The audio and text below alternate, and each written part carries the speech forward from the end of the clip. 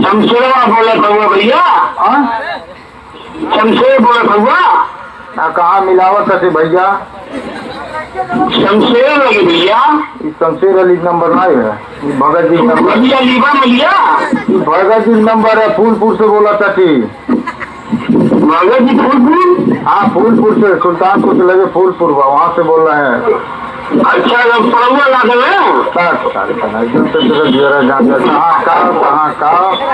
अपना वाली खमरो बतिया सुनबे।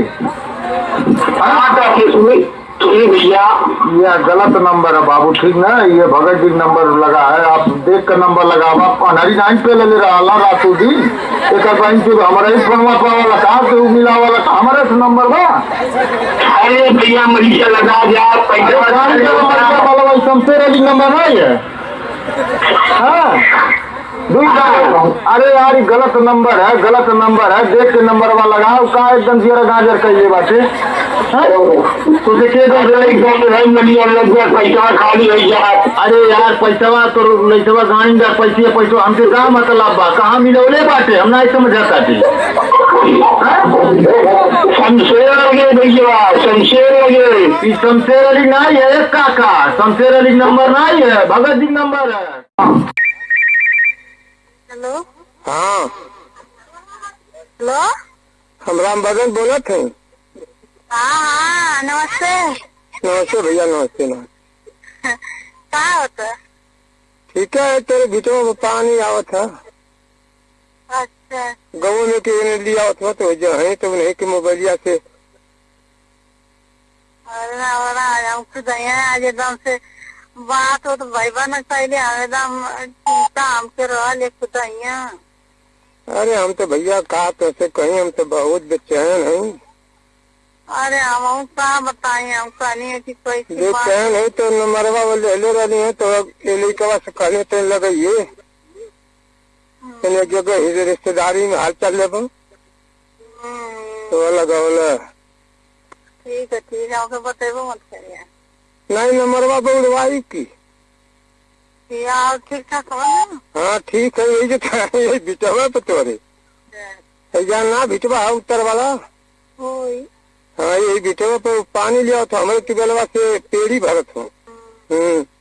और सुना? और सब ठीक? हाँ वो पूछा था क्या और कुछ ठीक था ना? अरे ठीक कौन बात जन बार भगवान ने बितावत ना। 12 घंटा में 1 सेकंड नींद ना लगल। हाँ 1 मिनट हो। हाँ सही। क्या जो सारा परेशानी है कि कहे मान के ना तेने अपने भितिया पिछवा खड़ा हो जा, मैं जैसे देख ले भितिया पिछोर में खड़ा हो जा, मैं जैसे भिटवा पर से देख ले। तो आदमी रहे तब तो चिंता से मारे जाए। तेरा कोई उपाय होत नहीं, उपाय बा। और बतावा? और ठीक है पिछोरवा आवा। और सुनावा? बिल्कुल ठीक है, अपना बतावा। अपन होते बेचैन रही है तो लड़का को मोबाइल पाई नहीं है तो कह रहे कि हाल चाल ले लें भाई। कौन उपाय करी? अखिया में नहीं कि मुँह में नहीं। चला फिर नंबर लेकर सुनवा दिया। अब उड़वाओ थे कि हमारा तो रात ही बहुत तबीयत खराब रहा, बहुत पेट भरत रहा। हम दवाई खाई तो दवाइयों से ना मौका पर फिर तेल गरम करके पोतानी सेकानी होके तब कुछ रात के बाद जाके तब पिछोर में आ जा, पिछोर में आ जा। और कुछ बढ़िया है ना? हाँ और सब ठीक। वो काले पैसा दे हमारे मुझे बहुत ढेर पैसा कटेला ना। तो डला जाए तो ना कटी। हाँ तारीफ हो जाए तो ना कटी, आओ तो फिर तो बहुत ढेर पैसा कटेला। तो डला जाए तो ना कटी। और बतावा? और ठीक है पिछोरवा आवा। और बढ़िया है ना? अरे सब आपका आशीर्वाद हो। रात में और 1 मिनट ना सुतल है, 1 मिनट ना सुतल है। कौन हो रहा ये का सामान हो तोरे घरवा?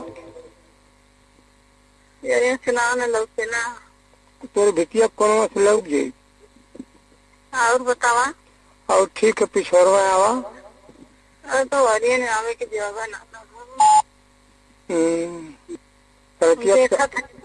देखा नहीं उनके टेन बैठे होता है। कहाँ आवा? सब के काम में 2-3 से लेके आवा ना। अच्छा वही सामान एकदम देखा तो आई तो नहीं यार जाना क्यों? ना ये दे लड़किया पैसा के लगवा।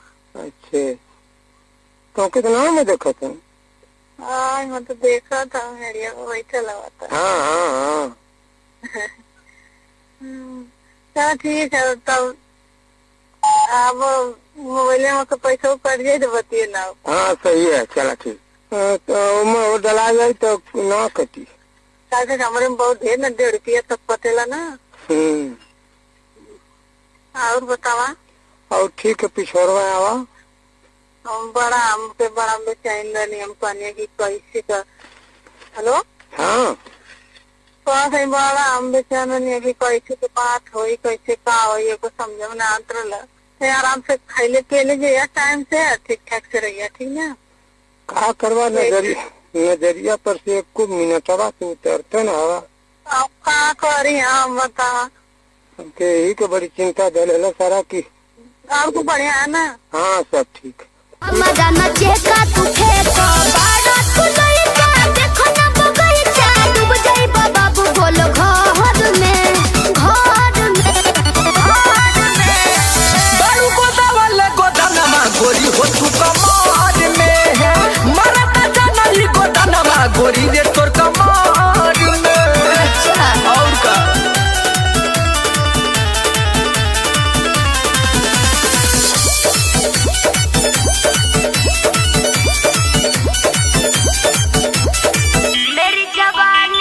मेरी जवानी है रे रसीली जानला सारा जिला तेरी उम्र अभी कच्चा है बाबू पेंट हो जाएगा गीला समझे बाबू ना हटबे। मेरी जवानी